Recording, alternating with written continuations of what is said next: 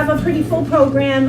Jorge and the team worked really hard putting this together, and everyone has a few slides that they'll be sharing with the group. Good afternoon, everybody, and thank you, Betsy, for giving us the opportunity to make this presentation.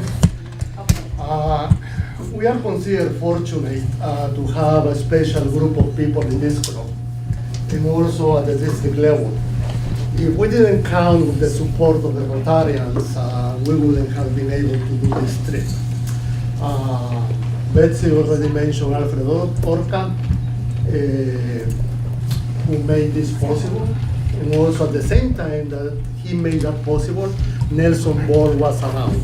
I was looking at the paperwork when the Westborough International Fund was organized and initiated, and Nelson was a key person to do that as well. Well, as you know, this is a Rotary hands-on project. The initiative of doing a hands-on project, I have to recognize, was Steve Seger, and he pushed me and pushed me and pushed me. Let's keep off the record for the TV. But because of his persistence, and I was able to move myself forward and forward. And also, I have to recognize the two Jims, Jim O'Connor and Jim Combs, who helped me a lot to do this. Well, Rotary International changed guidelines, and one of the things they ask and request is a community needs assessment. If you want to do an international service project known as a global grant, any amount of money we raise is matched and multiplied 3.5 times. And so we end up doing these international service projects. How do we get the money back into the district? Is because of the contributions as Rotarians we do to the Paul Harris program. Okay, so the community needs assessment was done in Guatemala, and 3 communities were identified. And these are communities with people of Mayan descent, and they live around a lake.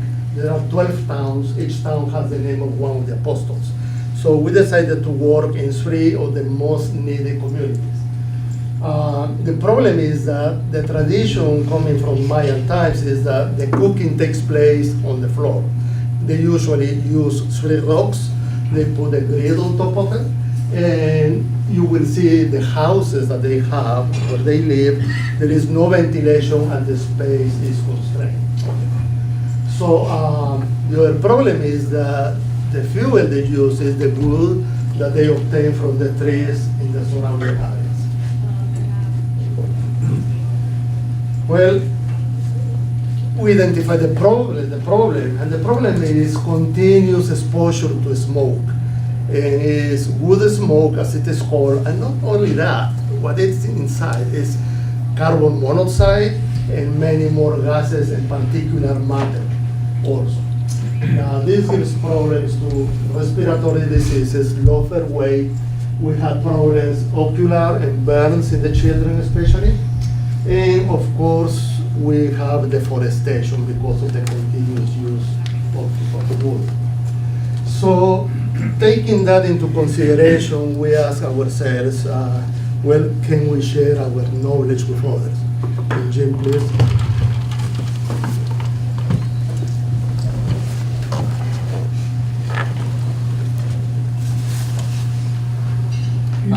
So my job, along with Jorge, is we talk to a group of about 30 people. I think there were a couple doctors, a psychiatrist, nurses, a bunch of social workers, and just other people. It was a small clinic, I think. We were taken to it and just thrown in. So the idea is to plant a seed, and what I did was identify resources. There are like, no, that's okay. 2 of them that maybe you've heard of would be Medline Plus and of course the CDC. There are other resources out there. But those were available also in Spanish, which was important for all the resources that I identified so that they could use them at that there. I'm not sure what degree they had internet service. I think they did, but they all had cell phones, and some of these resources are available certainly through mobile applications on cell phones. So there was up there, and I think Jorge's also talking, and he talked after I did. The next slide. And the idea, as Jorge mentioned a minute ago, was to reduce respiratory diseases. There was obstructive pulmonary diseases, obstruction, bronchial, asthma, tuberculosis, lung cancer, cataracts, and cardiovascular. So there were a bunch of health issues that we hoped by installing these stoves. But the idea of the site was that they would get additional information on smoke exposure and other health issues that they were coming across. Right now, they may not have known about. In fact, I don't think they did really know about it. These are a few of the sites. What I did is I had a PowerPoint, and so if anybody wants to see this, but I had a bunch of sites on here. One of the sites I think is most useful for them because it's, again, in Spanish and English, is Medline Plus. And I would suggest you might want to try it and take a look at it sometime if you ever have questions about it. A particular health issue, I recently looked it up and saw a nice video on cataract surgery, and I had cataract surgery recently. But there was Medscape there, and then some others that are, Bandolera, Biblioteca, Cochrane, and these are all nationally, internationally known websites that provide legitimate, evidence-based health information.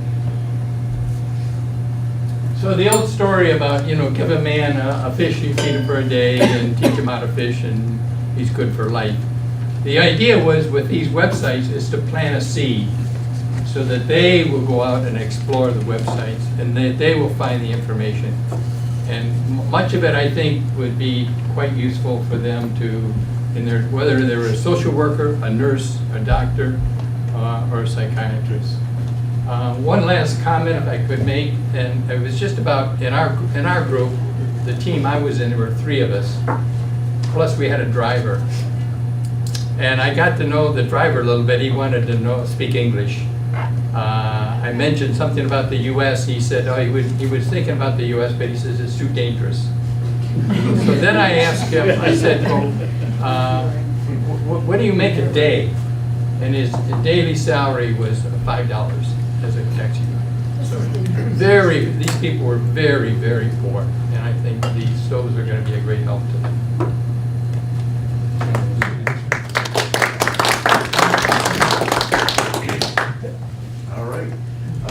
My turn. I think as a club, we've done a pretty good job over the years of discussing hands-on projects versus just writing checks and donating. And we've done a great job in the donations area. But in the last several years, we've focused a lot more on getting our hands dirty and really getting that feeling of satisfaction that you're actually accomplishing something and helping people. So this is absolutely a hands-on project. You can go to the next one. When I came to the club almost 10 years ago, I came because it was about the Westborough community and how I can do good in the local community and such. And I'd heard about international projects in the Gemini program and things that the club had done internationally over the years, and it sounded very interesting, but I really didn't have a connection. But then when this project came along, knowing that the club was so involved, Steve as district governor and as a club member being so involved in this, I took a different approach to it. I said, okay, I've heard people talk about how rewarding it is and how life-changing it can be, so why not take a look at it? And I looked at it almost like a vacation. I said, people take vacations, they mountain climb, they hike, they kayak and whitewater raft. All right, I'm going to take a vacation that's going to be a little bit physical, and the added benefit is I'm going to help somebody. I'm going to do some good. So that's why I decided to join on to the team, and I'm glad I did, because it really was a life-changing experience. And it was one that I would encourage people to try next time we have an opportunity. Next slide. Now, when we got there, this is inside the first home that my team built a stove in. This is representative of how these folks cook. So this young couple that we went to the home, this is in their kitchen area, and that is a dirt floor, open fire. That's how they cook. So I think Jorge and Jim already talked about the COPD and all the things you can imagine if all day long you're inside a building inhaling smoke. So that's that's what it looked like, and again, this was just going to be a great opportunity, I could tell from the start, of really getting a fresh perspective on how these people live and what we were about to do for them in their lives. And this is a picture from an alleyway into the entrance of one of the homes. So this is maybe their porch, all right? And you can see this is my partner, Ray, I was working with, and we have some of our tools and things in the front. But you see, basically, there's a little tiny board for a wall, and their clothing hanging. So that's the entrance to one of the homes, what it would look like. Now the next picture, we'll go to the next photo. This is the other side of that wall. This is their kitchen. This is what they call a kitchen. And if you can see over, and Danny was our local technician that was helping us. He didn't speak very much English. We didn't speak very much Spanish, so it was a great week. We really learned how smiles and hand gestures can get things done. And so that little space where he's leaning over, that's where we were building the stove. So that was very typical of what we'd see. And as you can see, I put, seeing, touching, hearing, smelling, interacting with the people really exposes you to the magnitude of the situation and how much impact you're going to have on people's lives. Because in these environments, you're seeing that they've got partial tin roof. The thing that you recognize, no matter where you went, you smelled smoke. If anybody's gone to Old Sturbridge Village, go to Plymouth Plantation, any old colonial homes, right? There's that common smell of fire. That's all you smell in these homes. It's constant smell of smoke. You can see the bricks in there are covered with soot and are blackened. So this was a very typical house that we were going into. This is where these folks live. So it was really an interesting experience. Next slide. Here's a happy picture. This is a picture of some smiling faces. This is myself and Ray, my partner, along with Danny, and 4 of the young women whose homes we were going to be putting stoves in on that particular day. Smiles, the most welcoming people, the happiest people, gracious. The appreciation that we received was amazing. Next photo is... Now here's a picture of an old versus a new. So some of the homes were very fortunate that they actually did have some kind of a stove. These are well-established families in their little homes. They had so on the right-hand side, you see something that looks like Jed Clampett might have had Granny working on at one time. So it's a stove and it's got some ventilation, but it's still very open, fire base, not really a well-contained stove. Versus that's what the stoves look like that we built for them. So that's just a comparison of the old and the new. Again, another one of the young families that we put a stove in. We were fortunate enough that the husband was able to stop by from work and join us. I think he was 25, she was 22. The daughter was 3, and the son was about 8 months old. So they were, again, the smiles and the appreciation that we received was amazing. And this last one, this is Tiho Julian. Julian is a 77-year-old lifelong bachelor who lived in his village. It's very hilly, and I do not exaggerate. Jorge can tell you, the incline of the streets was literally this. I mean, I was winded trying to walk up the streets that these people have to walk up every day on the side of this mountain. He lived at the top, and this is his home. What you see, there's like bamboo, reeds, I don't know exactly what it is, sticks and reeds. That was his home with a tin roof, and it was maybe, what do you think, Jorge, 10 feet by 10 feet with a dirt floor? Maybe even half 8 feet. It was not big. So this stove that we built took up a good chunk of his home, but he was so appreciative because at age 77, he was finding it very difficult to be bending over all day long cooking on this little tiny stove unit that he would have as this open fire on his floor. So he was so grateful. He couldn't stop thanking us so much of how well we were going to impact his life at age 77. So that was my experience, and I would encourage anybody, if you have another opportunity to do something like this, approach from the angle of a vacation that's going to be a little bit hands-on and get some exercise, but very rewarding at the end. Thank you.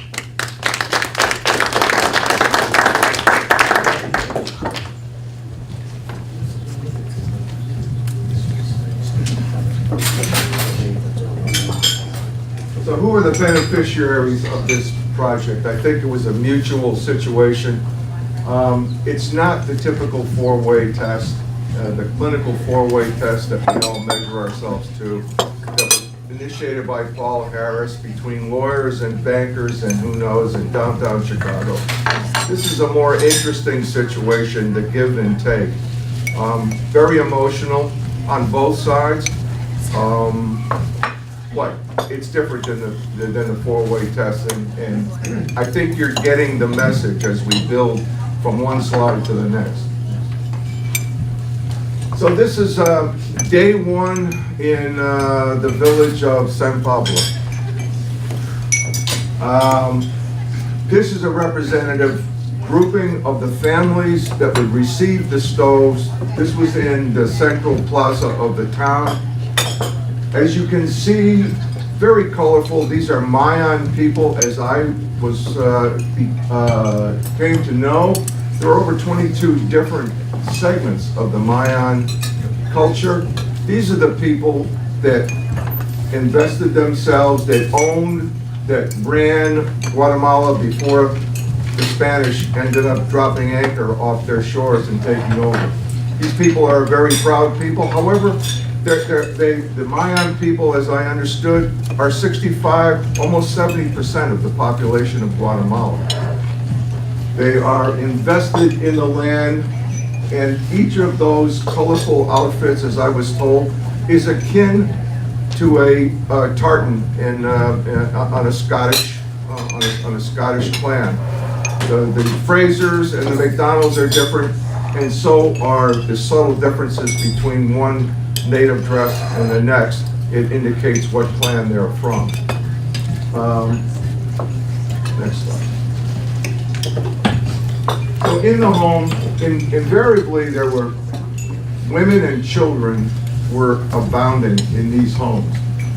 And as you can see, the structure of building the stoves was already predetermined. The material that required the construction of the stove was pre-dropped off by our partner Helps, which we'll talk about a little bit further. Helps Incorporated, a nonprofit out of Texas that does specific excellent work in Central America. So things were dropped off. The families were pre-vetted, if you will, as to their willingness to accept a stove, their willingness to do away with the old methods that you just saw, the trivets and the open fires. The fact that they agreed and pledged that they would not sell the stove as soon as it was made, people left, sell it to bring money in, because the people we worked with were absolute desperate poor. It was shocking for me to be that close to it, quite frankly. But you get over it very quickly because they're so gracious and so appreciative that you're there. Always the children. The children were absolutely mesmerizing as far as I was concerned.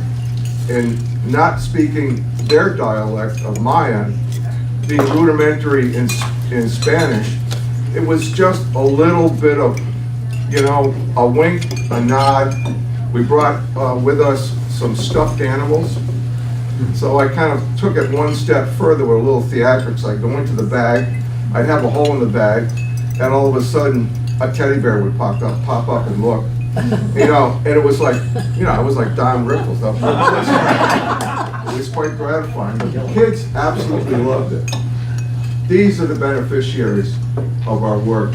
These are the people that will treat that stove as if it's a absolute lifelong device and pass it on to the next members of the family. Next.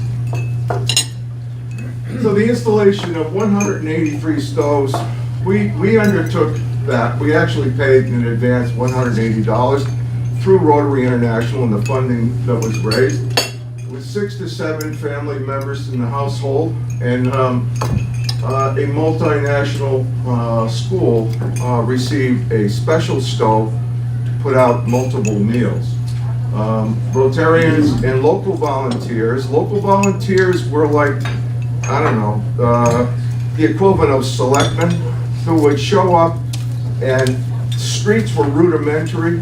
As Dave already said, it was like broken paths, straight up, stepping on stones that were supposed to be steps, but they weren't kind of adhered together, so you had to watch yourself.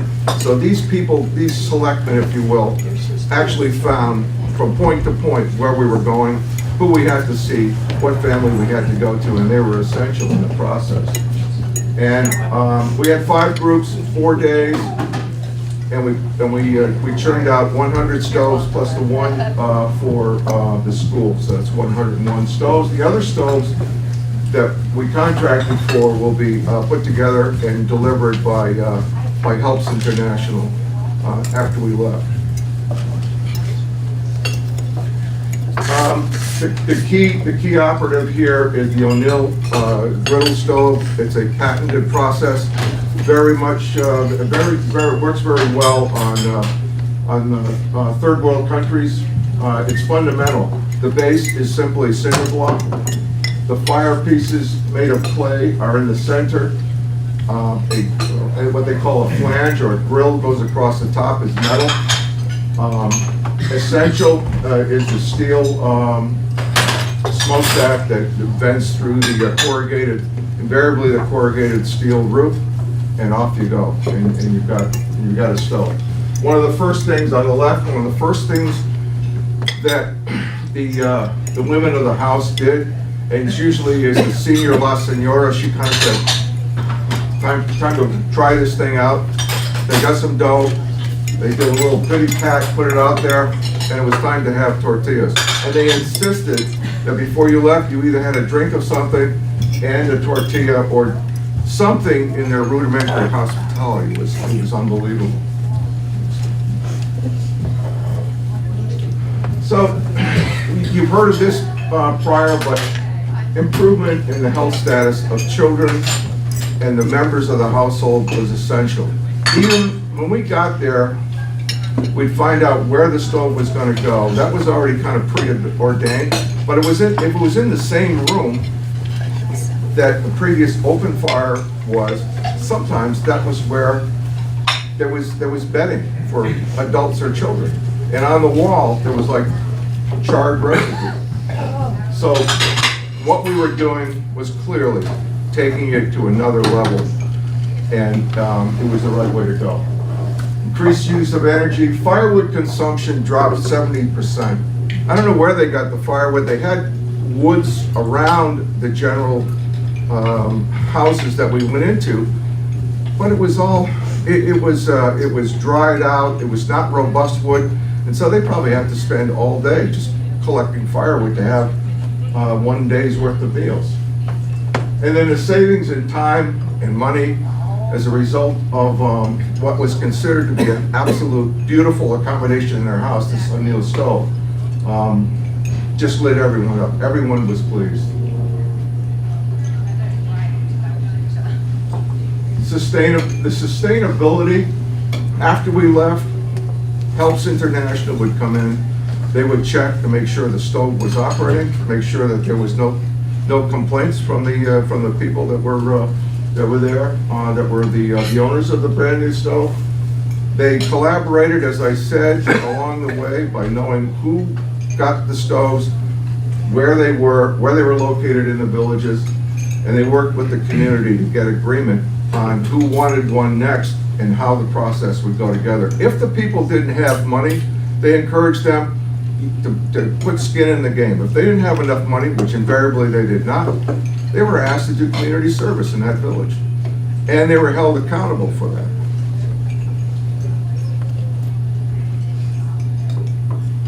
Helps International, I mentioned them. I'll finish with this. They're a nonprofit organization. They're based in Houston, Texas. They provide specific structure, benefits, and great programs throughout Central America. Their programs not only are on stoves, but they also handle programs in water purification, which could be another day and another program. But they volunteer, they construct volunteer teams, and education, which is a key part of the sustainability, is their task as well. They do one heck of a job.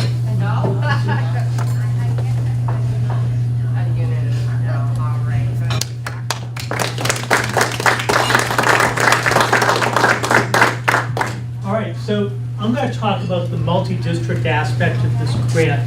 But before I go on to that, I have to stress again how invaluable the assistance of Jorge was. What we did this year was we had a global grant, and we used 25,000 of district designated funds. Those are funds that you contribute to the annual fund of the Rotary Foundation. It gets invested for 3 years, and part of it comes back to the district for use in the global grants. To go through the grant process is tremendous. Typically, our district, historically, since I joined Rotary 20 years ago till now, we always gave 10,000 per club on a matching basis.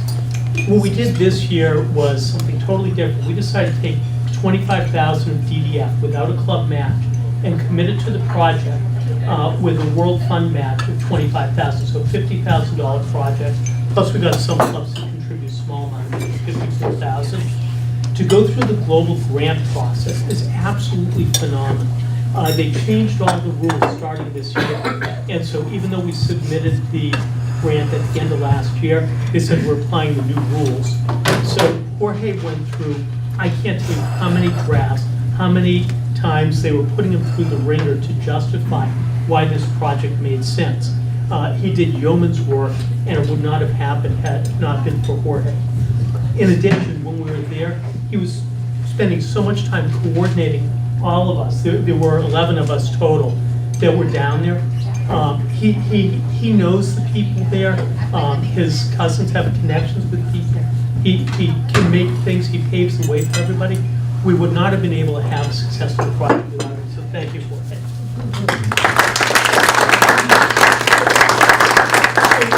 One of the whole concepts I wanted to do this year is get a global grant with a hands-on project and get people from other clubs to experience that. If you look at the history of global grants, there's only 4 or 5 clubs in the district that actually do global grants. We used to do solely international work. We did tons of international work. We still have the record for the most number of global grants, or matching grants as they used to be called, in the district. And I wanted other clubs to experience that. Because when you go and travel somewhere else, and you go and do service, you have a new respect for what it means to be part of Rotary International. So we happen to have 6 clubs total. Our club sent half of the people, and we had 5 other clubs contribute and send their people down with us. And this is sort of the group that we had down there, or most of them. Next slide. And it was, really a remarkable opportunity to get to know the people that we traveled with, to bond with them a little bit. For instance, I never knew that Jim O'Connor was such an aficionado of marimba music. Love marimba. Absolutely love it. Thanks, And Dave. every time we see him, that's going to be his walk-on music from now on. We had children. We also built one of the stoves. In addition to the villages, we went to one of the schools and put in a big stove. This was so significant to the school. They had an entire assembly, whole school assembly for us. They put on a show. They put on, the 3rd graders, the 5th graders, the 7th graders. Each did these little acts with some, traditional dances, including some marimba music that Jim and also, but this is a picture up in the top right of the larger stove that we did. It's the same concept as the smaller stoves we installed in the home, except, the parts were assembled totally manually instead of having precast. And that was the next slide. The benefits of working with other Rotarians is it creates bonds, it inspires everybody. There's some people who had never been on an international project before, and after the first day when they went to some of the villages, met some of the people, saw the conditions, these were adobe shacks that they live in. Some of them were cinder block, but a lot of them were just adobe, mud brick, built together. Walls were falling down. And it was just, they were so devastated by the condition that they lived in. A family of 10, typically, either 2 brothers or 2 sisters would be there, their husbands and their kids. 10 people living in one room, cooking in one room. There are a couple beds in there. I mean, some of the people are so emotionally They were, well, in tears after the first night. Not yet. So, we were in an absolutely gorgeous area. They call Lake Atitlan one of the most beautiful lakes in the world, and it truly was. It's situated on a volcanic caldera, and there's some 3 volcanoes around the island that you can see. Every morning, just breathtaking views. But it's surrounded by villages with people of Mayan descent living in adobe huts. I mean, it's incredible. It's ripe for development, but that's not. The middle picture is Casper and his wife. Casper lived on the top of one of those hills also, but he actually had a nice home. But he was there, he was the grandparents, and he had 2 daughters. The mother had 1 stove, and we're putting in another one because in each family, everybody needs a stove. They need their own cooking, so they couldn't rely on sharing the mother's stove. They had to have their own. That's the symbol of what their family is. So we put one in for one of their daughters, and she's in the back, in the middle picture. They were so welcome. This scene happened, when we came in there, we saw the mother and one of the daughters, and one of the kids scurried out as soon as we got there. A few moments later, Casper comes running in, talking a mile a minute. He was just, chattering. He's speaking in his native Suduil tongue, which is a Mayan language. I had no idea what he was saying, but I knew instantly what he was saying. He was saying, thank you, thank you, thank you. I can't believe you're doing this for my family. You don't know what a difference it's going to make to my life. And we chatted, we exchanged things, not knowing a word of each other's language, but we actually connected and we understood what each other was saying. And it was just like wonderful. And that happened over and over in every town we went to. In the far right, that's Pedro Juan. Pedro Juan lived in one of the older adobe places that we did. I mean, it wasn't even brick, it was just basically, they had bamboo shoots and sort of mud brick that he put it in. One of the walls was at probably a 30-degree angle. And it was really just 2 rooms. One room that he and his wife lived in, it was just filled with, and that's the pictures in his room.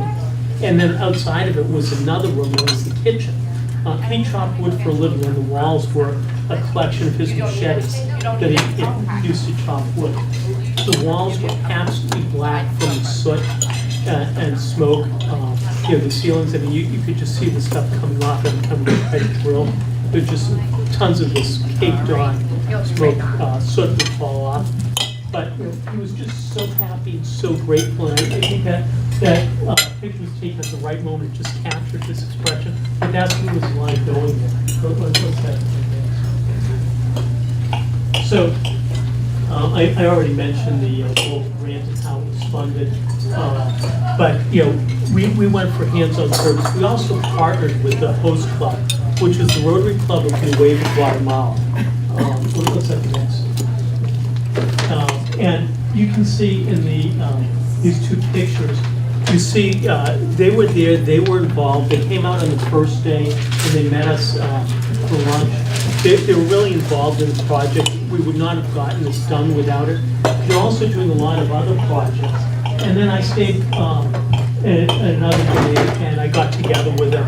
They were just great, wonderful hosts. They wanted to show us everything. You make lifelong friends when you go and visit another country and take part of this. I mean, not only with the people who travel down with you, but the people that you meet there. So through this, and this is an announcement that you're going to be the first club to hear this. They were involved in a global grant that has not been submitted yet, but it was a huge grant, $275,000. And it's providing water, sanitation, and education to schools in 8 departments, their states. What it's doing is providing clean water. They're building gender-segregated bathrooms. They're educating people on sanitation, hand washing, as well as menstrual health. And they were in the process of submitting the grant. It's already been vetted by the Rotary Foundation. They've already had a needs assessment. And they were telling me, there's still room to get in on this project. There is room, and they they were disappointed that none of the international partners were planning on coming down, so they're doing all the work. And I said, hey, we can get in on this. And they started doing it. We had to make a very quick decision. And so the district made a decision to commit another $25,000 district designated funds to join the grant. It's now a $325,000 global grant. The team of technical advisors called the cadre is going down May 15th to do the final assessment. In June, because of the size of the grant, the entire Board of Trustees of the Rotary Foundation is expected to approve it in June. And next year, probably in next March, the district will be going down on another trip in the same region, different town, but in the same region, to work on building gender segregated bathrooms and work on menstrual health issues. So it is a phenomenal opportunity to go again. Hopefully this club will support it. Hopefully we'll get people from other clubs to go down and we can repeat the experience. That's how the list goes. Thank you.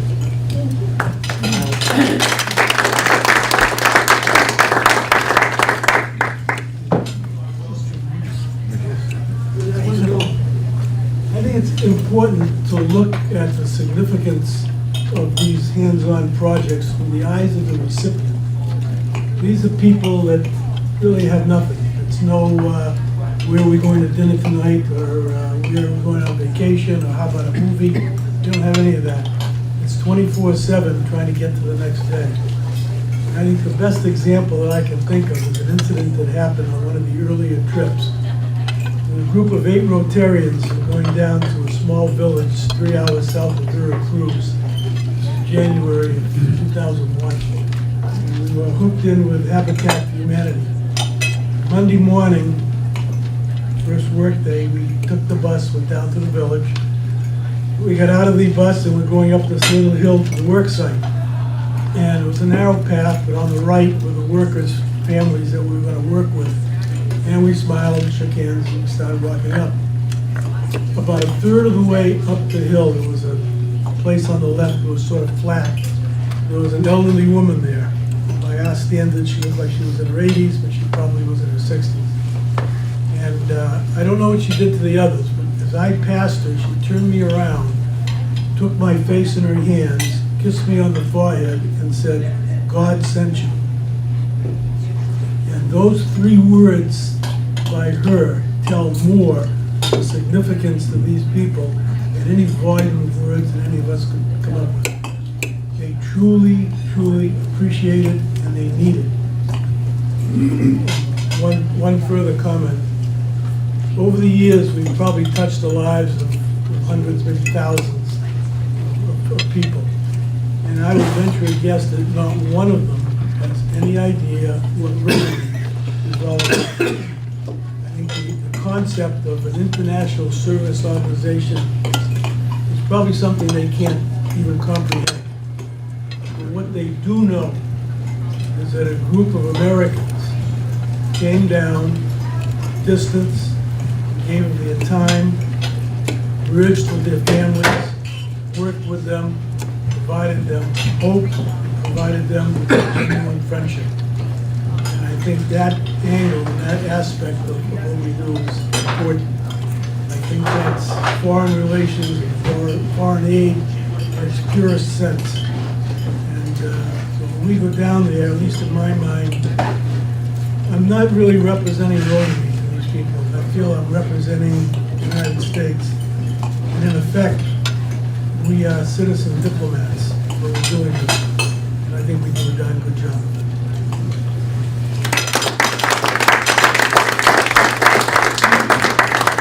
Okay, so some of the highlights of this project.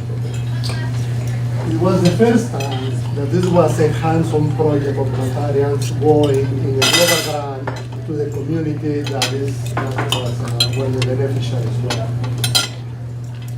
It was the first time that the Rotary group made it possible to work with the local communities, the politicians, the community leaders.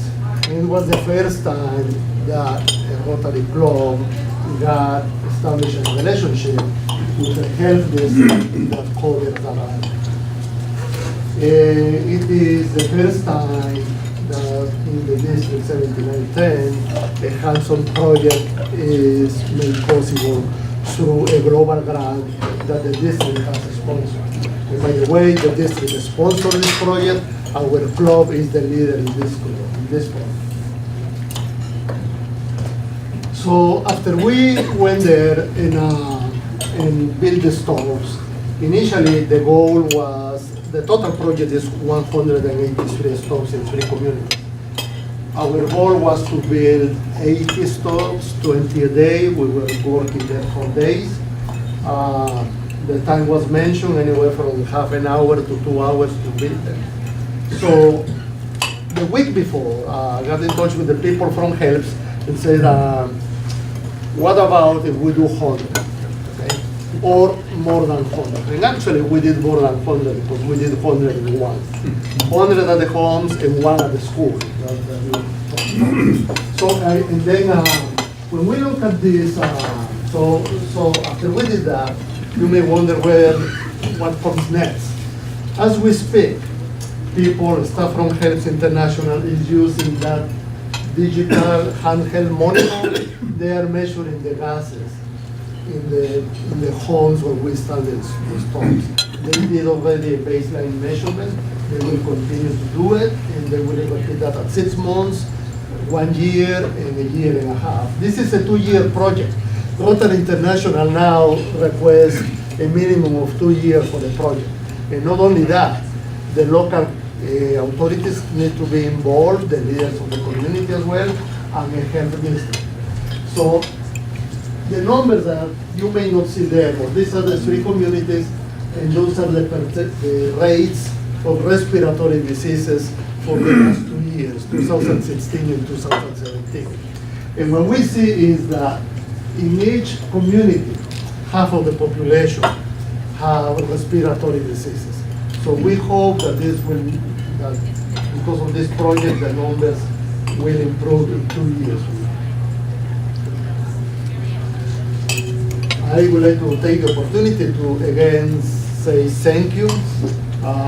The people that helped me to coordinate this, Jim O'Connor, then it was the project coordination, and then the District 4250, Jorge Leon, Guatemala, will contact there, and then other clubs that contribute, as well as the Westborough Rotary Club.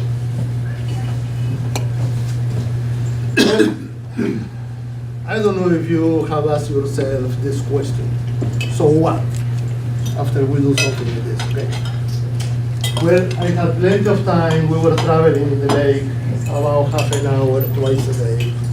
And everybody was enjoying the view, and I was thinking about, here I have this group of Americans. They left home, they left all the good life, and they came to a different way of life and living. So you ask yourself, well, what are you going to accomplish or what's going to happen?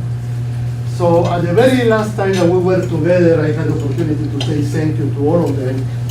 And I say, as time goes by, my people will forget your names, your faces, even what you look like. However, they will never forget and will remember forever what you did for them and they deserve it. These are the Rotarians and the corresponding clubs that they belong to that participated in the project. And this is also the presentation of the project in memoriam of Alfred Borja, the Westborough Rotarian, that left an amount of money for international service. And that's, I also would like to say thank you to the Westborough Rotary Club and to all of you for being an inspiration. Thank you very much.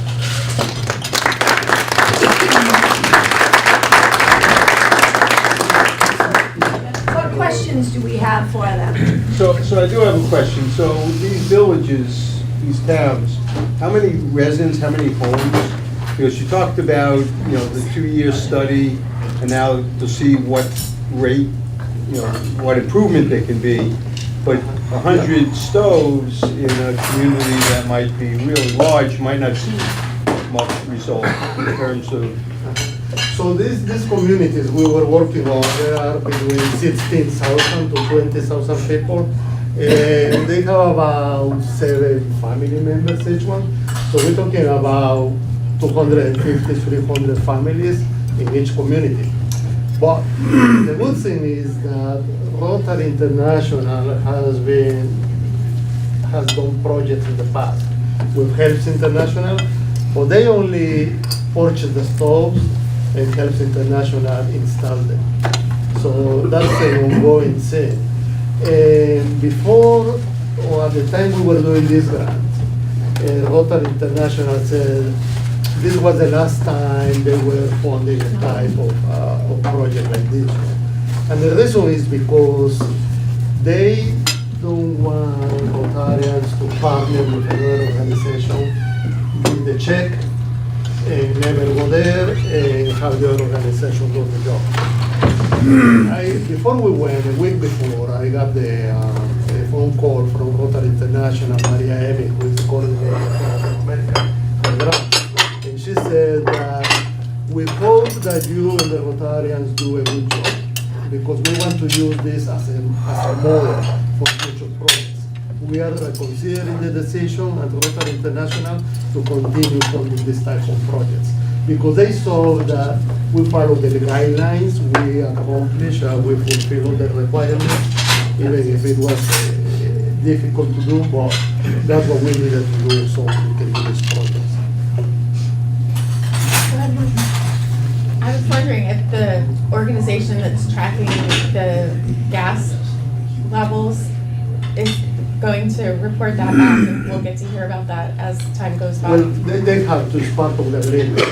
So when we go to the houses, the handheld monitor is recording all the concentrations of gases.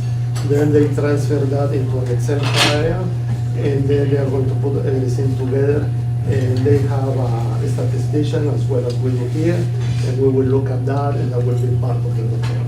Yes. That was a lot of the back and forth with the emails, at least the ones that were in English that I could read. And Maria was the one who did a lot of that, but they really insist, because of other projects that maybe, you know, after you come back, you learn something from it. They realized that some of them weren't necessarily sustainable, and they didn't want to support a grant where they couldn't show results and families that would continue to work through this process. So that was a huge part of it.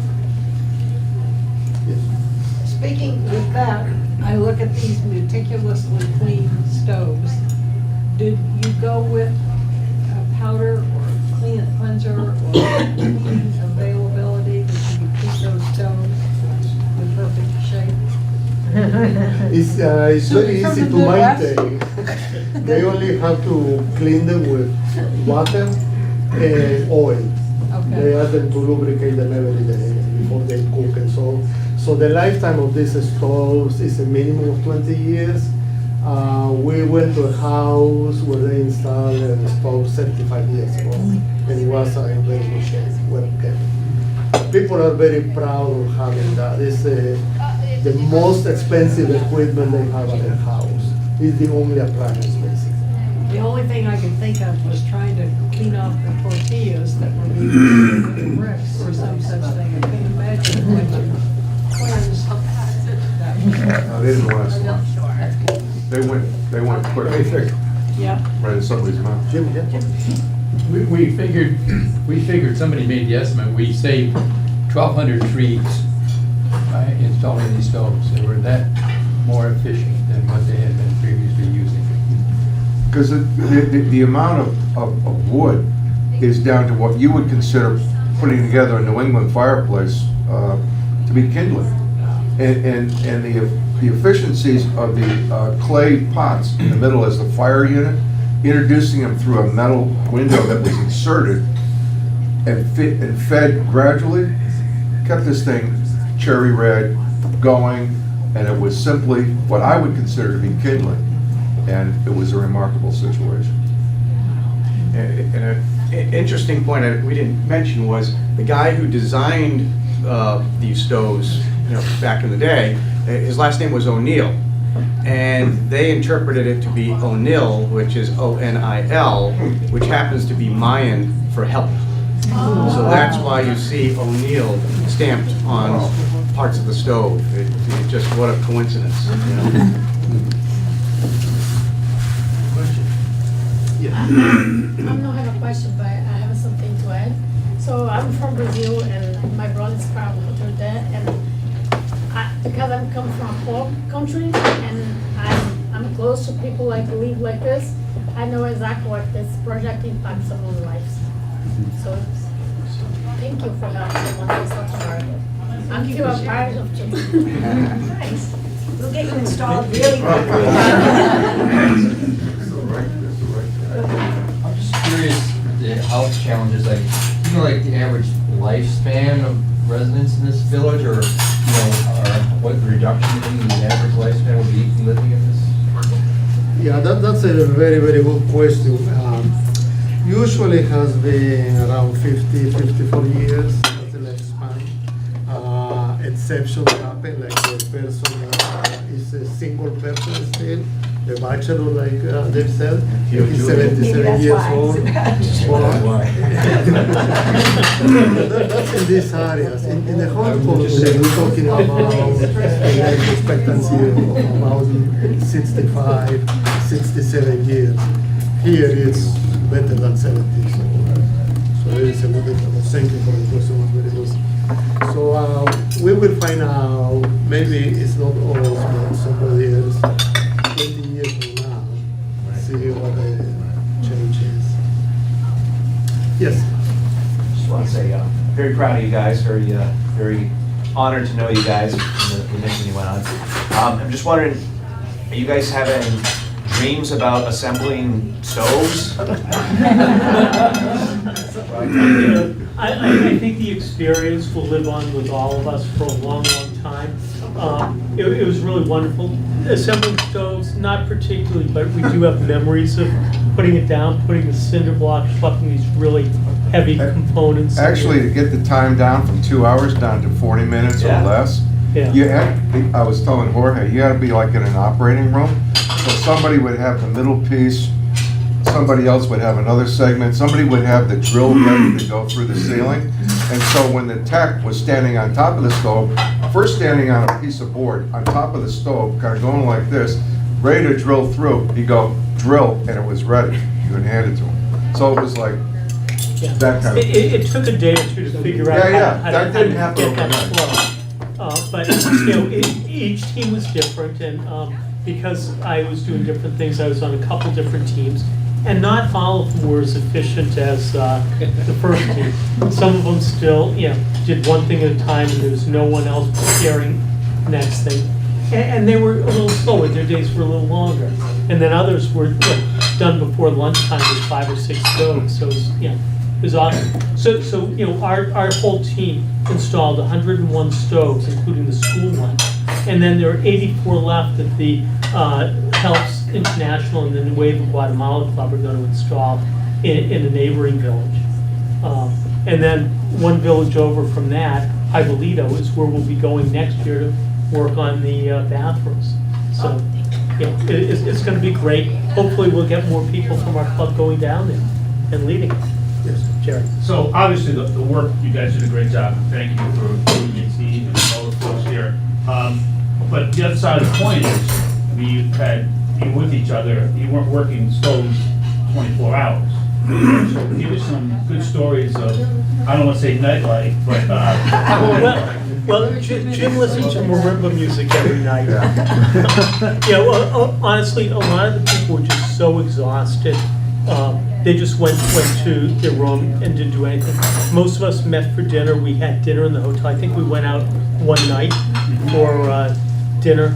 The rest were just in the hotel. It was a very nice hotel dinner. I mean, you know, the manager wanted us to come back. He loved us being there and made special meals for us, and it was just awesome.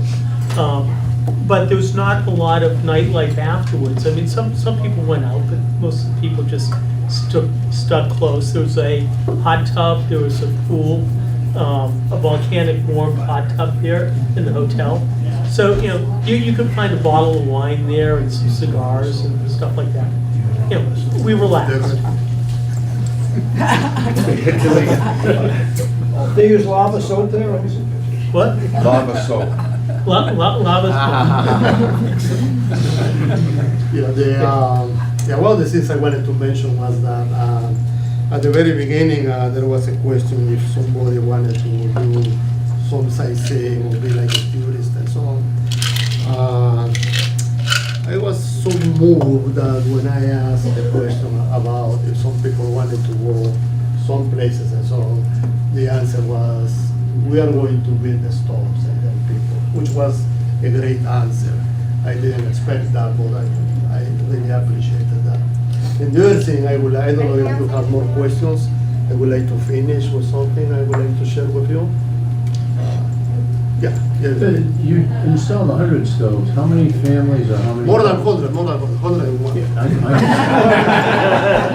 But my question is for the 100. There were that many in the families, how many other families or how many other? It's 83 more that. 83 more? Yeah, it's part of the global grant, yes, 83 No, more. but in that community. Oh, okay, so we have about 16 to 20,000 people. If we divide that by by 7, that we have like community? 300 using one community, yes. Yeah, and we have 12 communities. And those were the smaller communities. Yeah, that was the one. What I wanted to say was that before we went, and this is the last comment I'm going to make, Steve Sager kept telling me and calling me and emailing me and texting me that someone at the district level wanted to interview me. So I gave him a hard time, and finally one day I said okay, I can talk around after 9 p.m. or midnight. I'm still at work, I'm trying to put this together, and that's my priority. So finally the person called me one night and started to interview me. And I said, before we talk, what is the name of the, they wanted to put that in the district or the newsletter or something, to write something about the project. So she said, the title is How One Person Make a Difference in the World. The interview ended up right there. I said, please stop, I'm not going to be interviewed. And she was surprised and said, why? I said, it's not one person. It's a team of people, it's a group of Rotarians. If you're going to mention a name, before you mention my name, you have to mention everybody else's name. Not only the ones that were in that trip, also all of you, because what we do at the international level is because Rotarians like you have been working hard to get those funds. And I really appreciate all the comments and everything, especially from Billy Nate, that really motivated me to push this forward too. So please don't hesitate to make comments again, okay? Thank you, everybody.